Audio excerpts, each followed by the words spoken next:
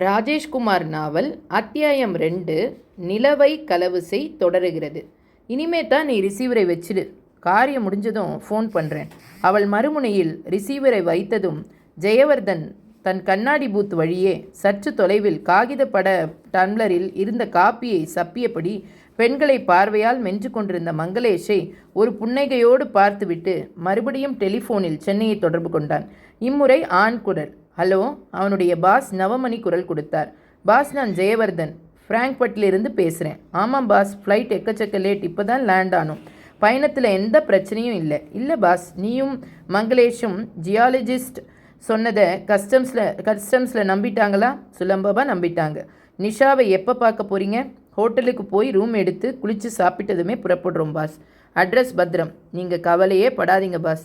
மறுபடியும் எப்போ ஃபோன் பண்ணுற? நிஷாவை சந்தித்து பேசின பின்னாடி. சரி, மங்களேஷ் கிட்ட ரிசீவரை கொடு. அவன் கப்டீரியாவில் காஃபி குடிச்சு சாப்பிட்டுட்டு இருக்கான். கூப்பிடவா பாஸ்? வேண்டாம். வேறு விசேஷம் ஏதும் இல்லையே? இல்லை பாஸ், ஞாபகம் இருக்கட்டும், அடுத்த வாரத்துக்குள்ளே நிலவு நம்ம கைக்கு வந்தாகணும். கண்டிப்பாக வரும் பாஸ். மறுமுனையில் ரிசீவர் வைக்கப்பட்டுவிட ஜெயவர்தனனும் ரிசீவரை கொக்கியில் மாட்டிவிட்டு கண்ணாடி கதவை திறந்து கொண்டு வெளிப்பட்டான். காப்பி சப்பிக்கொண்டிருந்த மங்களேஷை நோக்கி போனான். ஏண்டா, இன்னுமா சாப்பிட்டு முடியல?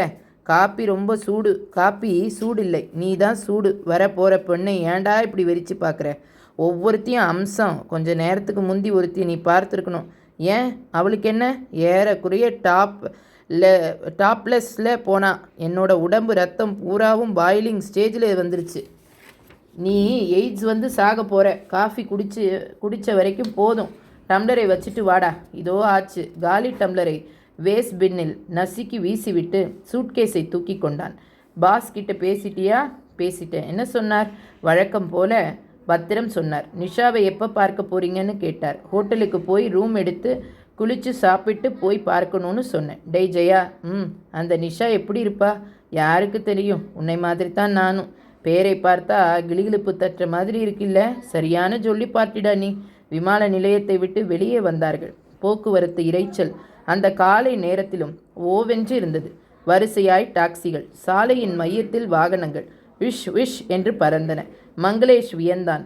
அடேங்கப்பா, ஊரே தீபாவளி மாதிரி இருக்கு. செம்பழப்பழப்பாய் மீசை வைத்து தலையில் தொப்பியும் உடம்பில் கம்பிளி கோட்டும் அணிந்து டிரைவர் ஒருவன் அவர்களை மறித்தான். டாக்ஸி. Yes please come. வரிசையில் இந்த காருக்கு கூட்டிக்கிட்டு போனோம். படகு மாதிரியான டயோட்டா கார். உள்ளே போய் புதைந்து உட்கார்ந்தார்கள். டிரைவர் இக்னீஷியஸை உசுப்பிக்கொண்டு அரைகுறை ஆங்கிலத்தில் கேட்டான். எங்கே போக வேண்டும்? Hotel greenish garden. நல்ல ஹோட்டல். சிரித்து காரை கிளப்பினான். எடுத்த இடப்பிலேயே சரியான வேகம். இருவரும் சாய்ந்து உட்கார்ந்தார்கள். ரோடு எண்ணெயாய் வழுக்கியது. விமான நிலைய எல்லையை தாண்டியதும் பெரிய பெரிய கட்டிடங்கள் கண்ணாடி ஜன்னல்களோடு மின்னின.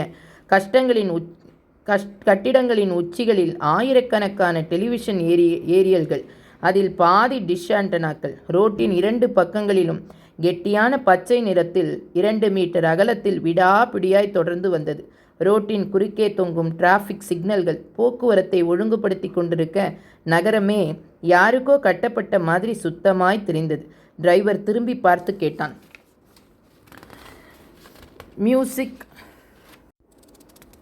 மியூசிக் ஏதாவது கேட்குறீங்களா? வேண்டாம், ஜெயவர்தனன் சொன்னான். டிவி? மங்களேஷ் போடு என்றான். டிரைவர் ஒரு சுவிட்சை தட்ட ஸ்டீரிங் இடதுபுறமாய் சற்று மேலே இருந்த அந்த சிறிய டிவி இளநீல நிறத்தில் உயிர் பெற்றது. ரக்பி விளையாட்டில் 2 கோஷ்டிகள் தீவிரமாய் மோதிக்கொண்டிருந்தன. ஸ்போர்ட்ஸ் வேண்டாம், வேறு சேனல் மாற்று. ரக்பியை தொலைத்துவிட்டு ஒரு பாடகியை காட்டியது. கையில் உருண்டை மைக்குகளோடு அழகாயிருந்த அந்த இளம்பெண் பாதி மார்புகளை காட்டிக்கொண்டு உதடுகளை 0 வடிவமாக்கி ஜெர்மன் மொழியில் பாடினாள். மங்களேஷ் பரவசமாகி இதே சேனல் இருக்கட்டும் என்றான். ஜெயவர்தன் சிரித்துவிட்டு டிரைவரிடம் கேட்டான். ஹோட்டல் கிரீனிஷ் கார்டன் இங்கிருந்து எவ்வளவு தூரம்? சரியாய் 32 கிலோமீட்டர்கள். கார் 5 நிமிஷம் ஓடியதும் சாலை இப்பொழுது ஒரு கிராமத்துக்குள் புகுந்துவிட்ட மாதிரி. சுற்றிலும் மரங்கள், கொஞ்சம் வயல்வெளிகள். மங்களேஷ் டிவி திரையில் இருந்த பெண்ணை மறந்துவிட்டு இடம் அற்புதமாய் இருக்கே என்றான். டிரைவர் கேட்டான். காரை ஓரமாய் நிறுத்தட்டுமா? நிறுத்து. டேய் மங்களேஷ், எதுக்கு நிறுத்த சொல்கிற? இடம் பியூட்டிஃபுல்லாக இருக்குது. இறங்கி ஒரு 2 நிமிஷம் பார்த்துட்டு போகலாம். கார் ரோட்டோரமாய் நின்றது. மங்களேஷ் முதல் ஆளாய் இறங்க, உன் கூட பெரிய ரோதனைடா என்று தலையில் அடித்து கொண்டு ஜெயவர்தன் இறங்கினான். ஆள் நடமாட்டம் இல்லை. சுற்றிலும் அடர்த்தியான மரங்கள். அவைகளின் உச்சந்தலைகளில் அடர்த்தியான சிவப்பில் செம்பருத்தி சைஸ் பூக்கள். மங்களேஷ் கேட்டான், அது என்ன பூக்கள்? Tulip flowers. குளிர்காலத்தில் மட்டுமே பூக்கும். அதுவரைக்கும் போய்விட்டு வரலாமா? வேண்டாம். இந்த போர்டை பாருங்கள். 2 பேரும் பார்த்தார்கள். ஜெர்மன் மொழியில் 2 வரி தெரிந்தது. மொழி எங்களுக்கு தெரியாது. இந்த போர்டில் என்ன எழுதப்பட்டிருக்கிறது? டிரைவர் சொன்னான். மரங்களுக்கு பக்கமாய் உள்ள மணல் பகுதிகளுக்கு செல்ல வேண்டாம். அங்கே புதை குழிகள் உள்ளன. 2 பேரும் அந்த மணல் பரப்பை பார்த்தார்கள். அது சாதுவாய் தெரிந்தது. பார்க்கிறதற்கு புதைமணல் குழி மாதிரியே தெரியவில்லை. ஜெயவர்தன் ஆச்சரிய குரலில் சொல்ல, டிரைவர் கீழே குனிந்து ஒரு பெரிய சைஸ் கல்லை எடுத்து அந்த மணல் பரப்பில் வீசி எறிந்தான். 2 வினாடி நேரங்கூட இல்லை. மணல் சரசரவென்று சரிந்து கல்லை